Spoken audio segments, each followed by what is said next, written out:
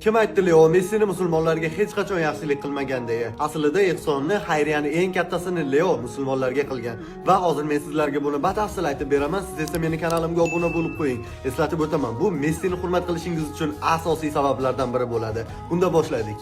Didier Drogba Messining bu hikoyasini shunday so'zlab beradi. Men, Messi va ba'zi futbolchilar 2010-yilgi jahon chempionati oldidan Pepsi uchun reklamada ishtirok etganimizda Messi Afrikadagi o'rmonlardan uzoq bir qishloqqa borgandi. U yerdagi odamlar bilan futbol o'ynagan, ammo keyinroq u menga Didier, ko'ryapsanmi, biz millionlab yevro uchun o'ynaymiz. Ular esa iflos suv ichyapti deb jiddiy qiyofada gapirdi. Ertasi kuni kompaniya direktori orqali eshitdim. Messi reklamadagi uzilishini hammasini qishloqqa quduq qazishga, shifoxona, maktab, bolalar maydonchasi va boshqa narsalar qurish uchun xayriya qilibdi. Eng go'zali shundaki, u bu xayriyada ismini tilga olmasliklarini, bu ishlar kim tomonidan qilinganligini sir saqlanishini talab qilgan. 6 oy o'tgach Messi o'sha qishloqqa shifokor, hisobchi va muhandis yuborib, pul egasiga yetib borgani va loyihalar haqiqatan ham amalga oshirilganligini tekshirgan. Bilasizmi, meni ongimda to hozirgacha saqlanib qolgan gap qaysi? Janubiy Afrikaga qaytayotganda samolyotda men undan so'radim. Nega bu qadar sir saqlayapsan, Leo? U esa hech qachon meni unutmaydigan qilib javob berdi. Chunki Afrikaga reklama kerak emas, amal kerak va haqiqiy amalga guvoh kerak emas deb javob berdi. Bilasizmi, Messining eng katta gollari darvozaga emas, balki futbolni bilmaydigan odamlarning qalblariga kirgan. Futbolni bilgan esa tushunadiki,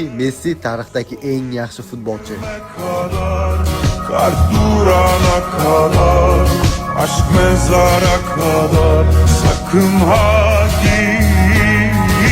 gitme. Son günüme kadar, kar durana kadar, aşk mezara kadar.